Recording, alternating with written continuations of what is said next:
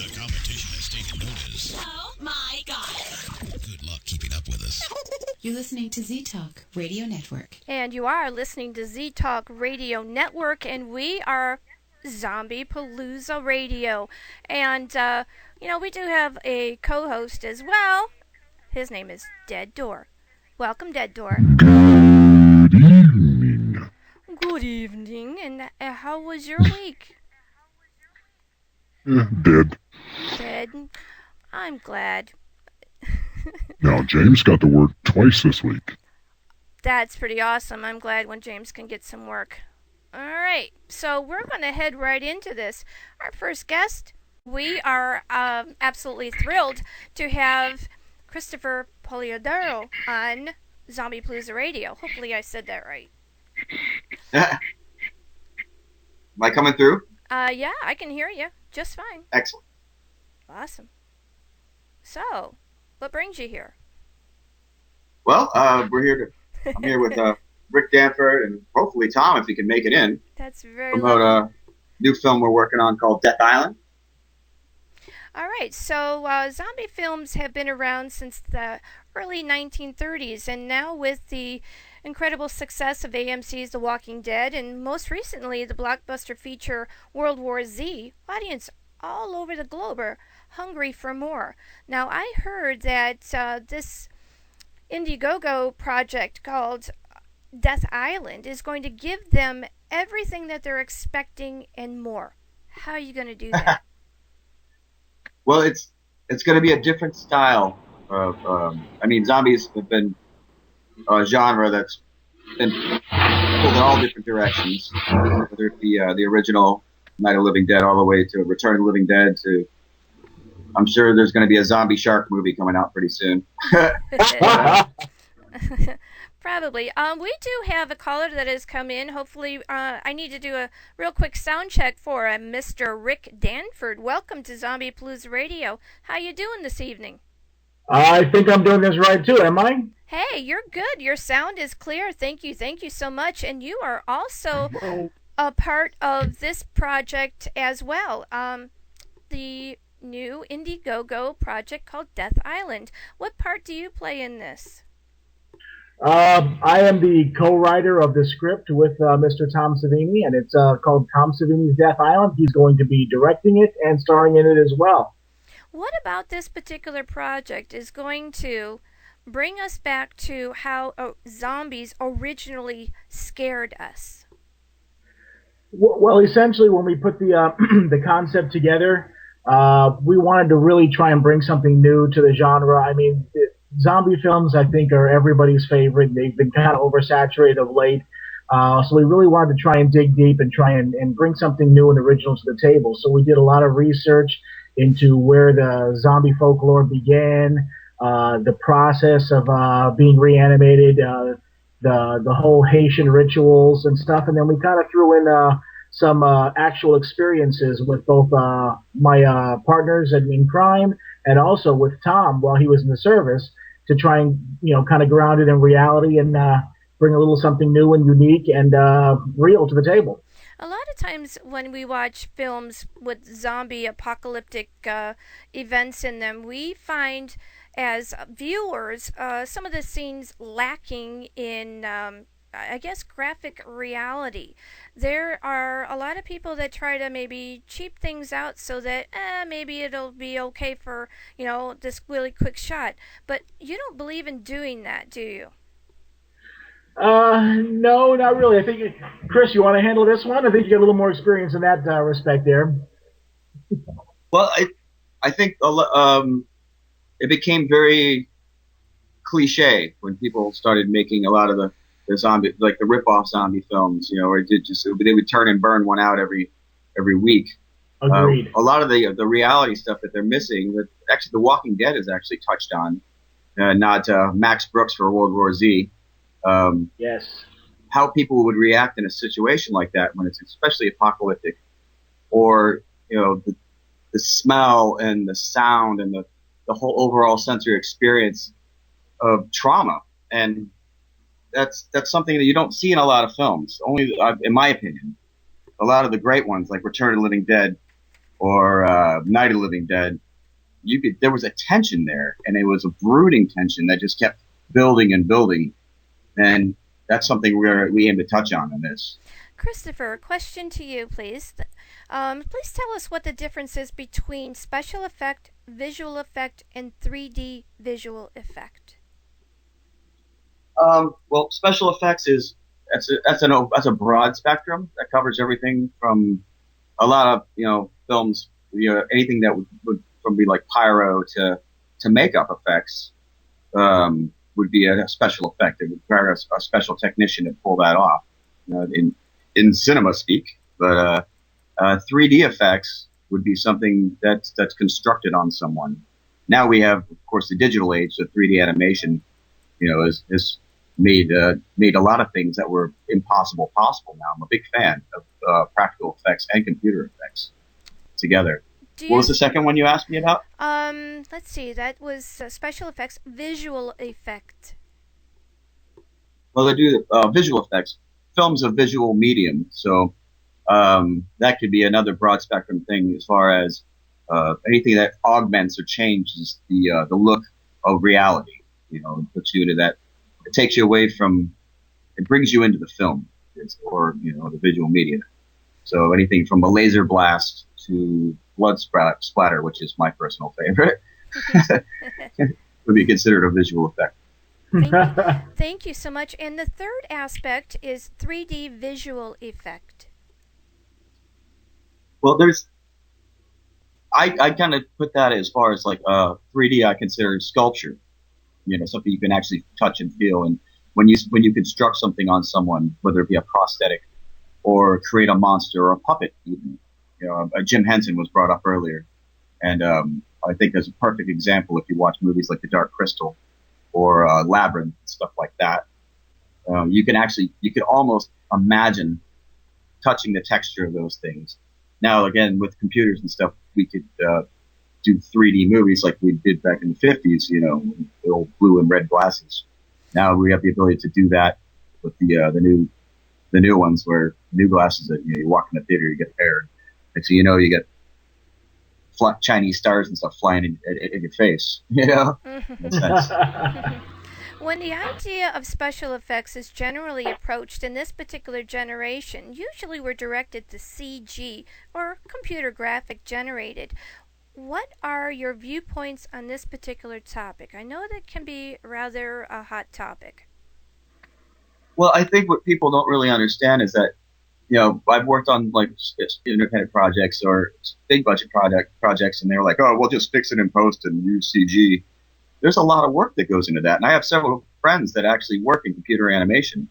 And it's not just one guy. It's a team, and there's a lot to do. It's rendering, and there's a lot of work into it. I'm a fan of it, actually, because I think a nice balance of, every computer generated, well, mostly, I'm not going to say every, but mostly all computer generated images usually start out with a maquette that somebody sculpts for design. Mm-hmm. Then there's a guy that scans that maquette, and then they recreate it in a maquette is a small sculpture of a small scale of what you're actually going to sculpt. And then they map it out, they scan it, and then they incorporate that digitally into the movie or the game or whatever, and then they add textures and render it. I love it. You wouldn't have Lord of the Rings looking like it is without computer animation.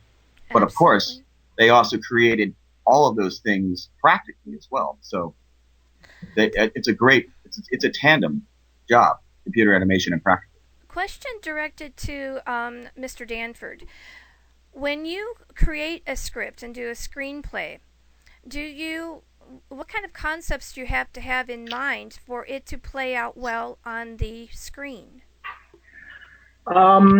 Every process is really different, but pretty much the way I like to do it is I like to formulate, for the most part, the entire plot. I like to break everything down. I take a lot of notes. I sometimes go back and forth if I have a writing partner. And I like to formulate the plot pretty much from beginning to end, kind of flesh out the characters a little bit, basically get a feel. I read a book from Sid Field. It was one of my first screenwriting books that I ever read. And he pretty much said that you have to be able to, for each character, you have to be able to basically break them down and create an origin story from them and how they would react in certain aspects. So when you're writing the script, you're kind of thinking as that character, and you're not really just putting lines to paper. You're kind of like, okay, this is what this person would say in this situation. This is what this person would do in this situation because you know that person and basically you know what makes them tick. So I like to formulate pretty much, like I said, the entire plot from beginning to end before I sit down and actually start putting everything in place. At that point, then it's just filling in the blanks. What is it about your work that draws such big names as Mr. Tom Savini? Well, I mean, I think Tom and I see things a lot on the same level. I remember when I first wrote my very first screenplay, The Web of Darkness. That's a memory that I'll always remember because I kind of badgered him a little bit on his website because he's a hero of mine. And I thought that, man, if I could get Tom to read my script and possibly be in this, I mean, that would make my millennium. So I remember sending that. Finally, after getting the word from him, I guess he got tired of me harassing him and finally said, look, just send it to me. So I sent it to him, and then one day at work, I was working on a Saturday, and I got a phone call, and it said, hi, this is Tom Savini. Is this Rick? And I said, yes. And he goes, well, I just got your script and sat down here at breakfast and read it, and the script's great. We got to make this movie. And I thought, I mean, I think that I'll always remember that call, exactly how that went down. It was just an amazing feeling, and that was about 12 years ago. We've been friends ever since, and we wrote Death Island together on the phone over hours of him kind of reciting what he wanted to get across to it, and me basically just putting pen to paper and getting it all done. And it's been a great relationship, and this has been a project that this has basically been our dream project for quite a while, and it looks like it's getting very close to being a reality now, and I'm very excited. Question to Mr. Polidoro. What makes you such a catch when it comes to creating for Death Island? He sucks. I don't know about a catch. Well, actually, I was working on Rick and Tom's endeavor, Web of Darkness. I think that's the first time I actually got to work with Tom, who was so much fun. I was so excited. I share the same sentiments as Rick. Is that when Tom jumped on board and Rick gave me the call, I must have run around the block probably about 3 or 4 times, just grinning from ear to ear. I've got a great story about that one. But I think I think it's positive outlook. I never say no. When they want to do an effect, no matter what the budget, I'll say yes, and we'll figure a way to create it. You know, Tom told me one time, he says, the more you do, the more you get to do. So if they could tell you in a script that, this guy gets a bullet wound in a slit throat or something like that. And then when you get on set, they tell you that the guy's head's got to split open and the chicken's got to fly out of it or something. I'll be like, all right, I'll be back. I'll go to Home Depot. So. All right, so we're going to, let's see. How difficult is it for you to create a creature that can mimic emotion? Well, emotion is usually conveyed through the eyes. A lot of, even the best actors in the world, take Jack Nicholson, Betty Davis or something like that.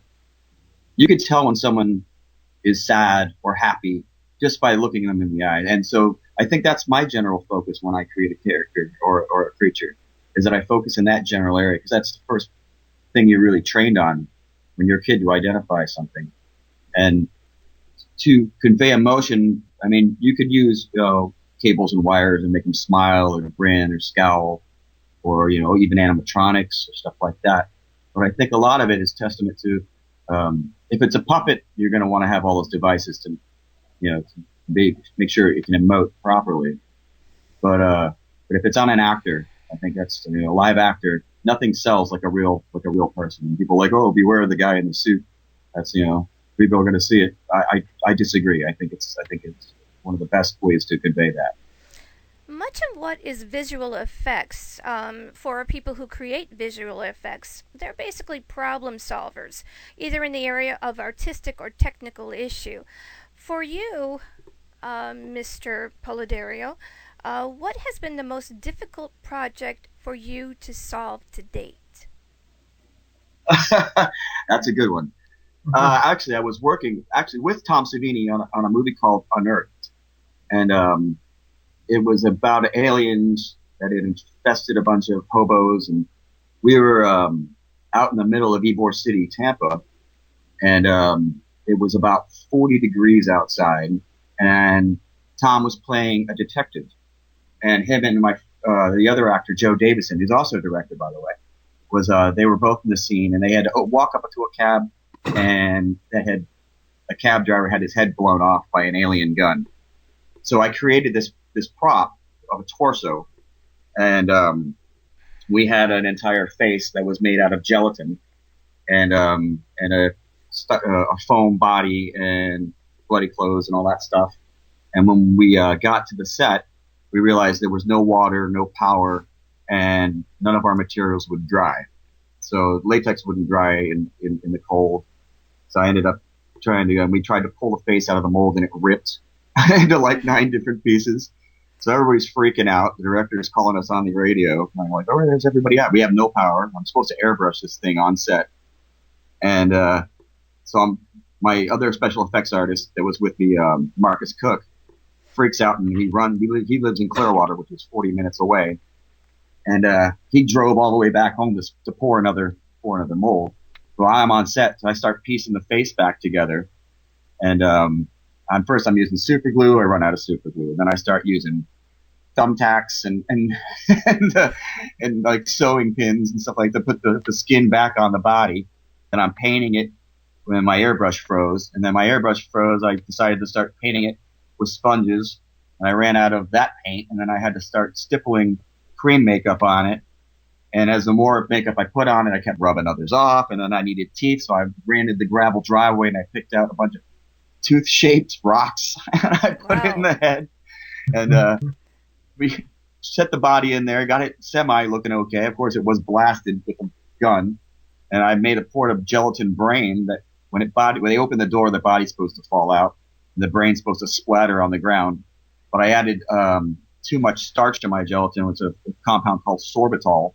So when Tom and Joe opened the door, the body fell out. Looked all right, but the brain bounced across the ground like a Super Bowl. It was pretty ridiculous. Wow. So had to cover all. It was on sand too. It was parked in sand, so we had to cover up the blood that I just sprayed everywhere. Poured more sand on it, and then started ripping apart the brain so I could put it in chunks back in the head and put the body back in the cab. And then we did this take like 7 times. As soon as we got the print, when we got the good shot, it looked really good.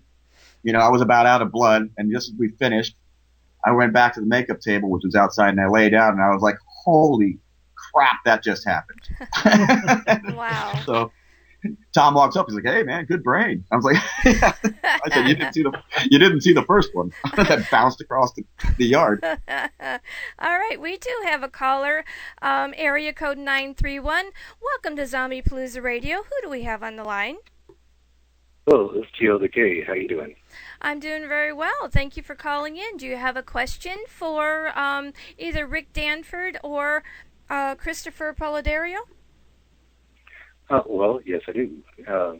As you know, Jackie, I'm a co-CEO of a publication company, and we have a bunch of writers out there that would love to know when something's going for a movie, exactly how much detail do you want in a scene as far as describing bodies and special effects? How much would you guys rather have it to where it's up to you? I couldn't exactly hear everything. He wants to know how much detail you need to have to be able to make a successful scene from a writer's point of view. He represents a company called J. Ellington Ashton Press, and very often they have those who write in the horror genre or zombie apocalyptic genre, and he would like to know, from your standpoint, what it would take to be able to write a successful scene so it plays off well on the big screen? I guess it really depends on exactly what it is you're trying to convey in this scene, whether it's like a mass body scene or a dialogue scene. Tom's not big on the dialogue. That's one of the big things that he and I kind of went back and forth on this because I love dialogue and I love to be able to convey that with dialogue. Tom's a guy that says, rather than speak it, show it. And so he's definitely more of a visual person and wants to cut to the chase more. So, I mean, to me, a lot of it also is editing, too. I mean, depending on what it is you're trying to convey. That's such a wide question. I mean, like I said, it depends on the scene itself. You definitely want to be visual. You definitely want to make sure that you show what it is you're trying to get across from whatever angles you think are going to be the best and most prominent. But it's just a very difficult question to answer because I guess I'm not really sure of exactly what we're trying to convey. But if I'm we're more saying an action scene where you were just talking about you got brains rolling across the floor there. Mm-hmm. How much do you want the writer to put into that? Or how much would it help to give you a little bit of leeway for you to be able to create that scene? I guess also depending on what kind of effects you're looking for. Like if you're talking about the scene that Chris was talking about, obviously that's a very visual scene. You want to see the body coming out of the car. You want to see the brain. You want to see as much as you can because that's a lot of shock value and stuff. And also, I mean, people really enjoy the special effects aspect of it. So as long as you can pull those special effects together, that's more of a visual scene than it is a dialogue scene. Now, Tom is also, excuse me, one of the things he told me about early on was that you can scare people a lot more with what you don't show them than what you do. Because, I mean, there's been some movies out there where the practical effects just aren't that good. They aren't that sharp or whatever the case. So it's a lot better. In other words, like we had a scene from a short film, The Reaper.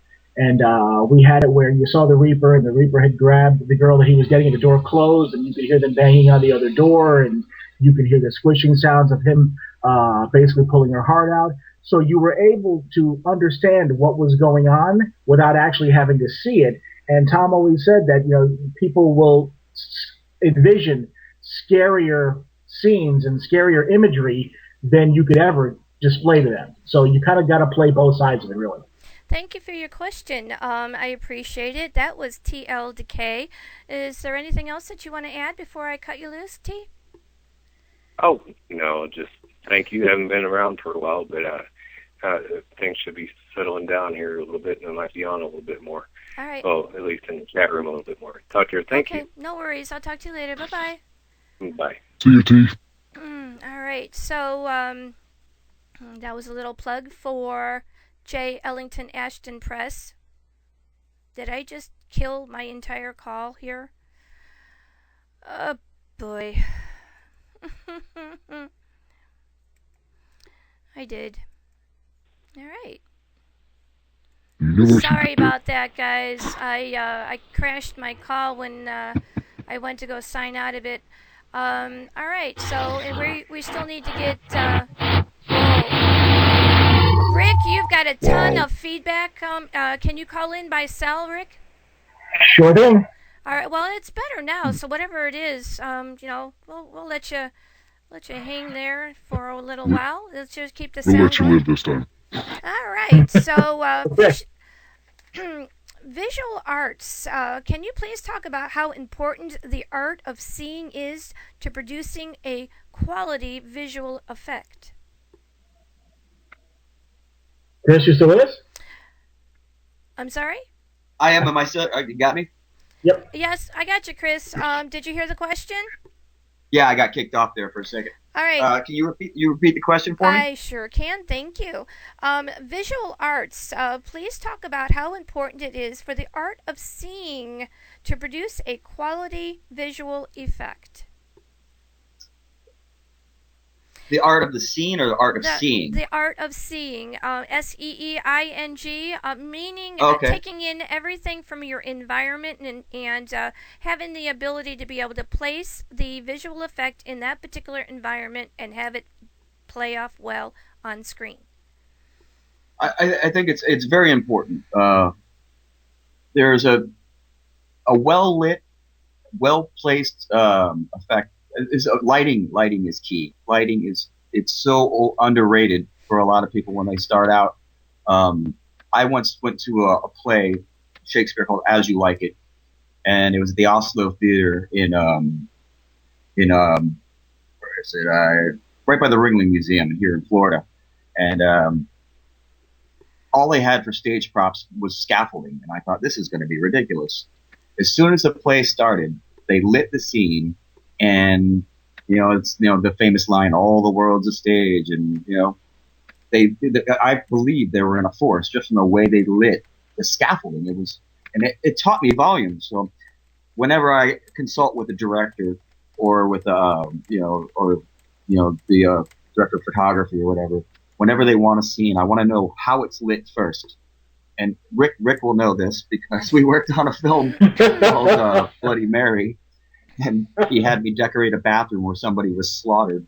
Wow. And it was white tile, and I put blood all over the red blood all over the white walls. The lighting guy comes in and lights it in red, so all the blood disappeared. I was like, what? So I had to go back and do it in purple, so with the red light it would look like dark Venus blood. And all the actors are like, it looks like a 7-Eleven bathroom. What happened here? They finally lit it properly. It looked all right, but it's very important in my opinion. I mean, there are again with the what you don't see thing can build tension. Alfred Hitchcock was a master of that. Yep.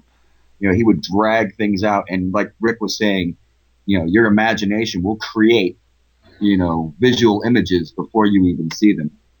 And so Tom said to me one time, he was like, if you show a visual effect, no matter how many weeks you sculpted it, if you show it for more than 3 seconds, people are going to know it's fake.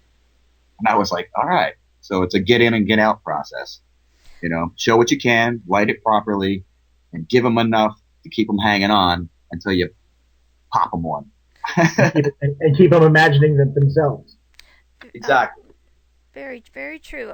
We are talking primarily with those special effects that we can see, but there is another effect that belongs in film, and that is of the audio. How important is it? I mean, you can have the best visual effects, you can have the best actors and the most awesomest lines by a screenwriter, but if the sound doesn't mix well with everything, you just have another film. So what aspects of that, and there's the other part that you were talking about where it's important to just show it real quick or to give it a quiet undertone. Music very much, when things are really, really quieted down, it kind of lulls that individual into a hypnotic state until right about the time when your visual effect goes bam. Mm-hmm. I totally agree with that. Yes. The whole sensory experience of a film, you remember the silent films had no dialogue. They just had like this little screen, text. Mm-hmm. They would convey emotion and tension with music. And a lot of those musicians were very, very, very, very accomplished. They came over, from Germany and Florence and stuff like that, escaping, Europe. But, that was very noticeable. And they used that in the 50s and all the way up till now. Like you can, case in point, Psycho, Mm-hmm. when those dissonant strings as the knife is coming down, Mm-hmm. that stays with you, that stays with you completely. Or say Friday the 13th, when Jason's coming, you get that get her kind of thing going on. Or And even Halloween. in Jaws, that da-da, da-da, da-da, da-da. People react to music And so I think it's a fundamental part of every film. I think the score is. And as far as sound goes, sound is to me the absolute number one thing. If you don't have good quality sound, then it's over, because you can fix a lot in post when it comes to the visual effects with lighting and everything else. But if you don't get good quality sound, that could ruin your movie. Who is going to be doing the score for Death Island? Has that been determined yet? No, that hasn't been determined as of yet. We've definitely got a few people that have already inquired. I've got a few people that I've worked with before. I've got a few people that Tom is definitely interested in. So pretty much once we secure the funding, which it looks like it's going to be happening, then we're going to go ahead and definitely put the word out there. But Tom's pretty much going to be the final say in all of that. This is definitely his baby. We know that over here at ZombiePalooza Radio that you are seeking a $1 million tag on your Indiegogo project for Tom Savini's Death Island. That's a huge, enormous amount. And if you get that, there are many brilliant things that you would be able to do with that, gathered with the individuals that are going to be part of this project. How do you put this particular price on this project, and what are we as viewers going to get back from watching your film? Well, as far as that particular price, I understand in our, I guess from our vantage point, yes, $1 million sounds like a lot, but if you really think about it in the grand scheme of things with movies, I mean, $1 million is pretty much a very, very low budget film, especially for the kind of film that we're putting together here. We've got a lot of practical effects. We're going to have a lot of zombie goodness. We've got an entire factory. There's a lot of stuff that I can't really specify right now, but I guarantee you that any zombie fan is going to get their eyes, ears, and thoughts filled with Death Island. We've got a lot of great, unique stuff built in there that a lot of great effects. Tom also wants to try and bring on some name talent also for certain key parts. A couple of them that I really want to be able to explain to you that I think that once I mention the names, that I think that the fanboys will definitely kind of go a little nuts about. So I'm very excited and hope that we nail them down soon so I can go ahead and make the announcements. But essentially also it's going to be all on an island.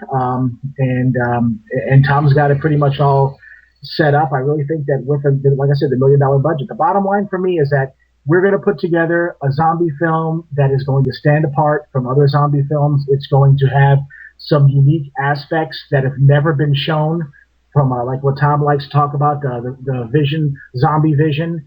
Our zombies aren't the normal zombies you're seeing every day. Our zombies use weapons. They can think. They're commanded.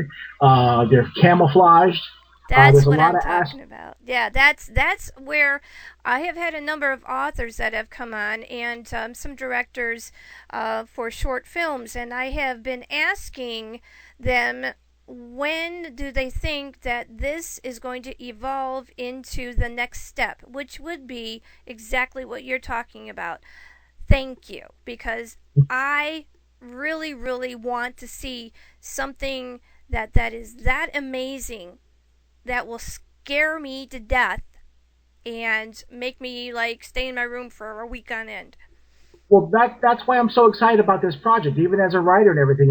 But as a fan and looking at the zombie genre, I've seen every zombie film, read every zombie book. I love zombies, everything about the genre. But this is a film that's going to take that next step, that's going to bring something new to the table and also grounded in reality. We did a lot of research with the Haitian Bokors and everything and how that process is done, where it came from, what they did. So we grounded a lot of that into this film to try and ground the zombies into reality, and also bringing some new aspects like Tom described with the camouflage and everything else to the table that's never been done before. So I really feel that we're going to have that film, and I'm not just saying this because I'm a part of it. I'm saying this as a fan. Mm-hmm. This is going to be that film that's going to stand apart from the other zombie films and hopefully change the cinematic universe. Of course, from what I'm saying, it's going to definitely change the way we look at zombie films, because we're going to take zombies to a different level. I truly believe that.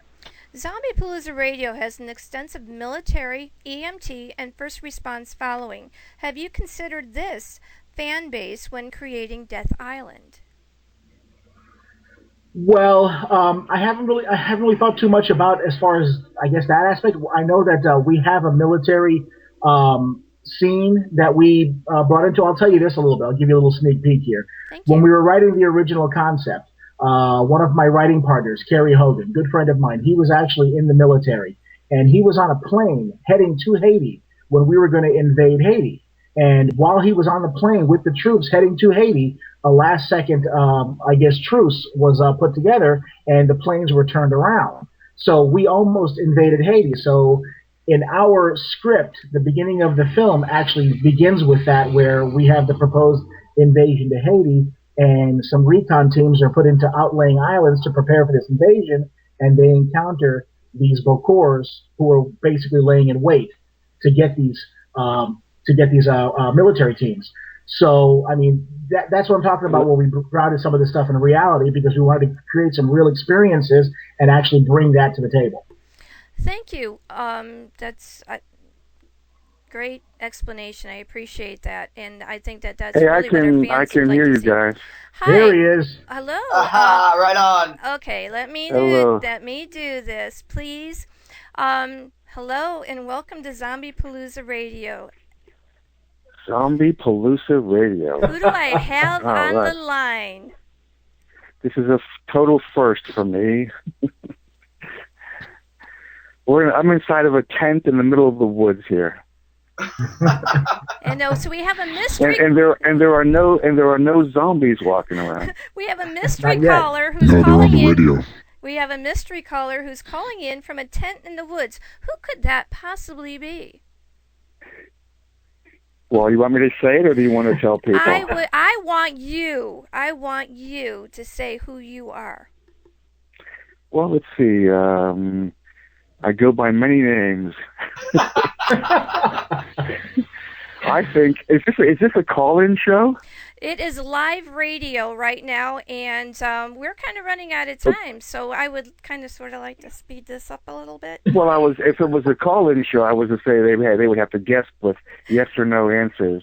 I tell you what, you ask me 3 questions, see if you can figure out who I am. See, I know who you are, but I'll do this. What about Death Island is going to change the way we view zombies? Well, because you're going to be viewing zombies you've never seen before, the kind of zombies you've never seen before. This harkens back to the native island voodoo, Haiti. I walk with the zombie sort of zombies from a long time ago. But the important thing about them is that they're all black and they're bald, but they're covered in mud and scars, which makes them look camouflaged. So you, in the daytime, won't be able to see where or when they're coming at you. And this is Tom Savini talking. I know you're running out of time. But like I said, I'm in the middle of the wood in a tent. My grandson is asleep next to me here in this big air mattress under a sleeping bag. But the zombies, we're going to put zombie point of views in this movie. You've never seen that before, a decayed black and white zombie point of view. And I'm only using that as a suspense building device because if you and I were sitting here talking and you saw a decrepit zombie point of view of us 30 feet away, as soon as you cut back to us, well, the scare has started. The suspense has started because you know that there were zombies about. And the best scares come from suspense. Any jerk can jump up and go boo and scare you for 2 seconds. But the suspense scares are the ones that get deep under your skin and make your skin crawl and are the creepiest kind. How have you been able to develop this concept of Death Island from concept to pre-production? Well, it's a normal process. I mean, you first of all, you start with the script. You shoot the movie on paper where it doesn't cost you any money to make mistakes. And then with the help of Rick and this Indigo sort of Kickstarter program, we're hoping to raise the money to do it. I mean, there's no formula for doing something like this. It's all an individual thing, but we just set a goal and go for it. We were talking right before you had called in about the importance of having a very good score for a film and that suspense factor and helping you to build that suspense factor. Have you made any decisions on whom you're going to pick to underwrite the score? No, it's way too early for that. Let's see, what else can I ask you? People witness very, very graphic things as first responders and as military personnel, but they gravitate towards zombie films and apocalyptic genre. What do you base this on? Well, I'm not understanding your question. What do you base what on? The idea that military and first responders gravitate towards such apocalyptic film. They do? I mean, I'm not aware of that. I was a combat photographer in Vietnam and saw horrible stuff, but I think it doesn't matter who you are, first responders, whatever. I mean, the world is gravitating towards zombies. I mean, there's even a Sprint commercial with a zombie whose ear falls off. I mean, I just saw that. Tonight we were in Kmart to buy some extra blankets for these tents, and there were zombie potholders. It's Halloween season, of course, but there were zombies. There's zombies everywhere. So everybody seems to be attracted to it. That's the success of The Walking Dead. That's the success of World War Z. It's the success of any zombie film that pops out there. How much of the film that you're going to be creating will be CG, and how much of it will be physical visual effect? Well, I'm pretty sure the whole thing is going to be practical visual effects. I mean, that's what I come from. I mean, when you see a movie of mine or any of my effects, it's happening right in front of you, Just like Rick Baker's American Werewolf in London transformation, that was happening right in front of you. That was no CGI. In fact, the remake of Evil Dead is bragging to the fact that there was no CGI. So I think there's a collective move going back to practical effects. So, I mean, if you use CGI, if I use it, it's going to be just to enhance what's going on. I mean, if I have to create, 5 or 6 zombies that have holes blown through them, then you're going to see real live people with, CGI holes through them. I mean, you can't physically do that. Mm-hmm. You could build animatronic puppets, but you look at it longer than 3 seconds and it's fake. So I like to use the real people in effect. So it'll be a combination of the best effects that are happening today are a combination of CGI and practical effects. Practical meaning the application of makeup. Mm-hmm. We have a caller on to ZombiePalooza Radio. What is your question? So it is a call-in show. Okay. Yes. Hi. What is your question, please? Hi. My question for Mr. Savini is, out of all of the projects he's done, everything from his most current all the way back through, I believe the first film I ever saw from him was something called The Ripper. What was his favorite one to produce and why? Thank you. What was his favorite movie? Yeah, your favorite project. Probably, well, it's hard to beat Dusk Till Dawn. I mean, look who I got to hang out with. George Clooney, Salma Hayek, Fred Williamson, and Harvey Keitel. It's pretty tough to beat that one. I mean, it was a pretty favorite as far as acting goes. But, my recent favorite is Machete Kills. Machete Kills opens October 11th, I think. And that's me, Mel Gibson, Danny Trejo. Charlie Sheen is the President of the United States. It's Lady Gaga's first movie. Sofia Vergara has machine gun breasts. I mean, this puts the butts in the seats. Thank you. Did you have any other questions? Well, I actually I wanted to mention I think it was either a student film or a seriously underrated indie film that he did called actually The Ripper. It was a almost a Jack the Ripper story from. Listen, take my advice. Do the world a favor and throw that movie in the toilet. Oh no, classic. Throw it in the fireplace. If you see it in the store, hide it in the documentaries. Make sure no human being ever sees that movie again. Oh no. Okay, thank you, caller. Alrighty. We do have other callers that are calling in, and I will go as fast as I can. Welcome to ZombiePalooza Radio. Who do I have on the line? Well, this is your husband, Storm. Hi. Do you have a question? Just wanted to say that I've thoroughly enjoyed Mr. Savini's work, especially the realism he brought to the Dead movies. And in particular, I enjoyed his movie Maniac. He did a cameo, I guess you say, in there, in addition to having worked on the makeup effects. I thought it was a very, very good study of a sociopath. What we would call a disorganized killer. Oh, did you? Okay.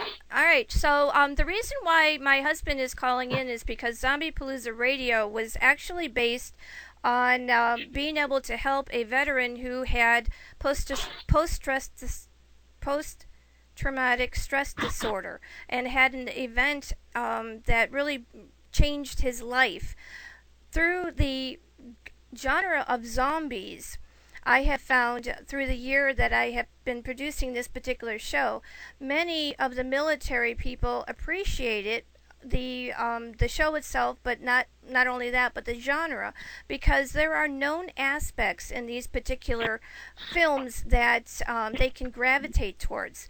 There are many scenes in these films where there are zombie hordes, and they don't necessarily always act in a specific manner.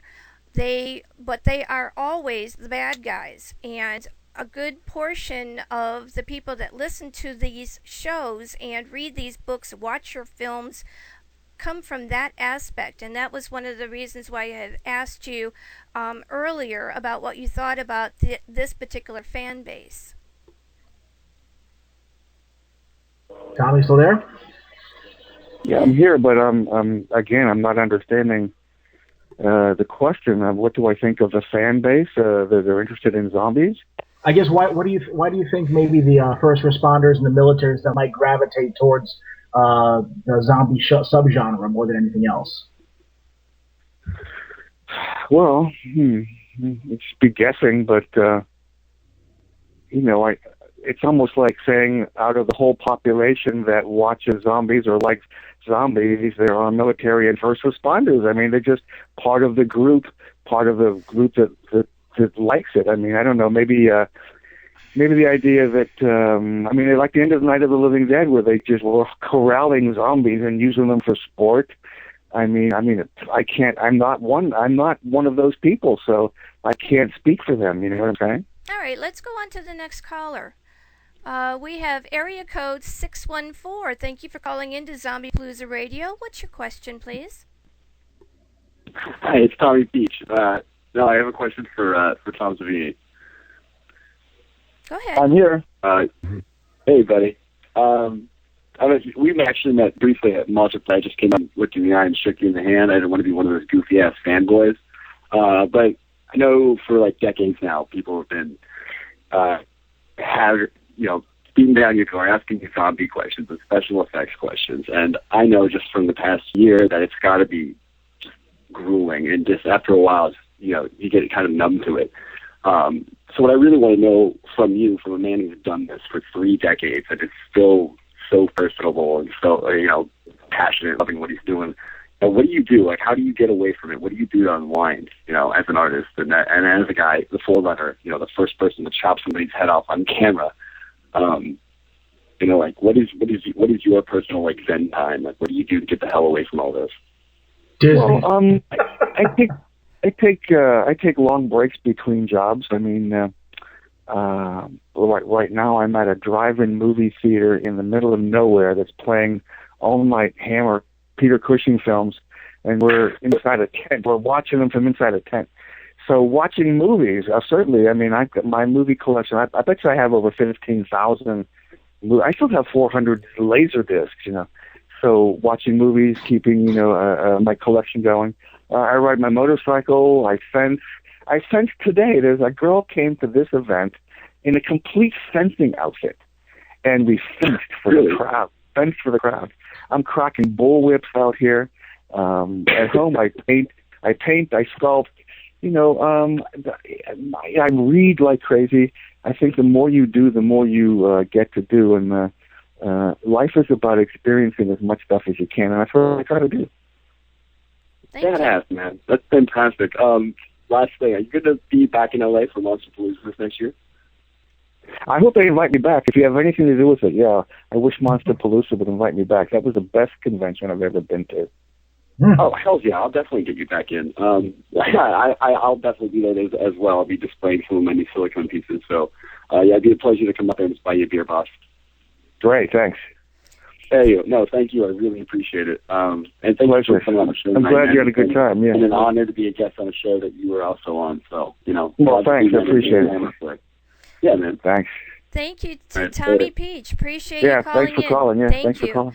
Absolutely. All right, I'm going to take one more call, and then we are going to we're going to start to finish up. All right, we have area code 614. Nope, no, we don't. 303, area code 303. Thank you for calling ZombiePalooza Radio. What's your question, please? My question, this is Rich Baker, by the way, but my question for Tom is, he alluded to zombies are everywhere, right, on hot pads and TV commercials and, insurance commercials, things like that. With the popularity of zombies accelerating in pop culture, is there a risk of oversaturation? And if so, does the genre need to evolve to avoid jumping the shark? Well, it has to. I mean, it absolutely has to. I mean, I think it may be being very close to being oversaturated. I think people could be tired of that. That's why you have to come across with some unique treatment. I mean, that's what impressed me about World War Z. Those zombies in that movie, those were zombie performances. It wasn't just a bunch of extras walking around slowly and dragging their feet or something. Those were performances. Those people, I bet you those people had to audition to become those special zombies that you saw in close-up. So the idea is to evolve into the next level of zombies, and that's what I think Death Island is going to do. You've never seen zombies like this. You never saw the kind of zombies that were in World War Z. That's why it was so great. That's why you loved it, and because, so the same thing's going to happen, I hope, with Death Island. Where's 303 area code? 303 Colorado. Excellent. I'm going to be in Colorado, I think, October 5th to the 7th at some kind of a convention that's going on there in Colorado Springs. Awesome. Yeah, well, thanks for calling. Yes, thank you very much for calling. All right, so when you first, Mr. Savini, heard about the show ZombiePalooza Radio and the fact that it is a 5-hour show, what were your first initial impressions? Well, the first time I heard of it was from Rick Danford, and I'm not that computer savvy as far as all the stuff that's out there. So ZombiePalooza sounded like a great idea. I think I've heard from some other ones because of the whole publicity that's being generated for Death Island, but I didn't know much about it. But here we are. Yeah, and I appreciate you for taking some time out of your busy schedule and your relaxation to call into the show. Is there anything else that you would like to add before you go? Well, I mean, there's so much involved in making a movie. I mean, so much to talk about. We only have a limited time, but I hope we've hit the core of it in saying that Death Island will be a unique zombie film. We got a lot of plans going on to make it creepy and satisfy the fans as far as gore effects. Will be, part of my reputation is unique deaths, unique killing of people. I mean, I killed Jason. I created Jason and killed him in part 1 of Friday the 13th, part 4 of Friday the 13th. After I created them, and there's been a history of, great, and that's what the crowd likes. The crowd likes to see. It's almost like going to a museum and seeing unique ways of, dumb teenagers dying in the woods. That's the popularity of those destination movies. I mean, you want to see those because you wanted to see, dumb teenagers, get killed off in unique ways. Well, this is not dumb teenagers in Death Island. This is a movie crew that's going after a military operator is wiped out. A movie crew goes there, and there's suspense immediately because when the crew goes to that island, you've already seen a military operation wiped out. What's going to happen to these people? So I think that hopefully will be part of the uniqueness and the draw. And the fans will get to help us make that happen. Just go to letsmakeazzombiemovie.com and find out how. Absolutely. There you go. They will feel personally responsible. This is a project, this is a once-in-a-lifetime project to be part of, and anybody who is listening either on Stitcher app, in the chat room, or who will be listening to us in archive, really, if you get an opportunity to be able to be part of this project, please do. Thank you so much, Mr. Savini. And we thank you all. We thank you for your us. help. And okay, I'm going to crawl into the sleeping bag now and try to conk out. Have a good evening. All right. Thank you. Take care, Tom. Bye-bye. Later. Later. That was very, very amazing. Thank you so much for arranging this particular call, Mr. Danford. And is there, do you have any parting comments that you would like to make before we cut you loose? Just thank you for having us. I think you're doing a wonderful thing here with the first responders and everything else. This is a great medium. I wish I'd heard about this before. Thank you for allowing me to pull this together. And hopefully, like I said, this gets the word out there so we can make this movie, because I really think that we're going to give the fans what they want and then some. What I would like to do within the next few months as we go and progress farther into your project is have you back on and give us updates. Would you be willing to do that? Absolutely. Thank you so much. I appreciate that. What do you think about this whole 5-hour ZombiePalooza radio, bringing on actors and authors and directors and all of that? And what do you think it could do for those who have projects such as yours? I think it's fabulous. I think it's not only a chance for people to get the word out about projects they're working on or involved with and stuff, but I got to tune in for a couple of minutes prior to us going on and listening to the gentleman that you were interviewing prior to that, and he had some great in-depth concepts that he was talking about, and just he was great to listen to. Like I said, I wish I knew about your program before, and I definitely fully intend to be tuning in from here on out. Thank you. I appreciate that. All right, and Christopher, how do you say your last name? Yes, ma'am. Because I've probably been... It's Polidoro. Polidoro. How... Do you have any parting statements that you would like to make before we cut you loose? Yeah, I think what you got going on is a really good thing. Anytime you promote the arts, I'm a big fan of that. Agreed.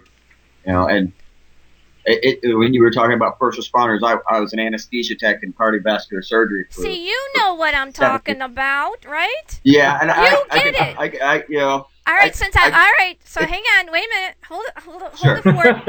And I'm probably going to be pissing off some people if there's a show after this, but right now I really don't care. How, from your viewpoint, what is it about these particular films that you find interesting and engaging and grab you? Because your job when you were in that particular position was really graphic. What is it about being able to go to apocalyptic film and watch it and be satisfied? You know, personally, I think for me, being an effects artist drew me there first. You know, but working in Trauma 1 to Trauma 3. Which are different levels of, you know, car crashes. They're helicoptered in or they're brought in by an ambulance. When you work in a hospital and you can see the look on any nurse's face, you know when they've been through some stuff. Is that it's just you go to a movie to release, you know, right, and just relax, and you know, and call BS on certain things that they got wrong. And that's the other aspect. That's the other aspect that I was trying to get at. They're like right. Nobody says ow when they get shot in the face. Right. You know. Right. Well, right. Being Sicilian and all of that kind of thing, we kind of, pay attention to that kind of stuff. And no, they don't really say ow. It's more of a suspension of reality, and anybody that works in a tumultuous situation likes to be, and it goes true for through all the ages. Whenever there's a war, cartoons and entertainment, World War II, that is where people go to the movies, or when there's bad times, when there's poverty. Entertainment thrives. Well, right now, I think it holds true today. Right now, we are sitting on some very, very volatile political situations, and I'm not going to go into all of that. But there are I'm not very savvy on all that. All I know is it sucks. There are people out there that are going to need something like Death Island to be able to allow themselves to be all right with the world, at least for a little bit. Take them away, yeah. How long do you think it is going to take before this movie is produced? Hey, that's up to all the fans. Absolutely. I mean, we're ready to go. We've got a script in place. We've got key personnel in the front and behind the cameras. We're just putting the budget together. As soon as the budget's in place, we fully intend to go right into pre-production and get this baby out here. I mean, we are ready to roll. All right, here we go. You heard it right from the creator's mouth. If you want this project and you want it to be sped up, because I know I do, get out there and start making some donations. What is the smallest amount that someone who is of meager means can donate?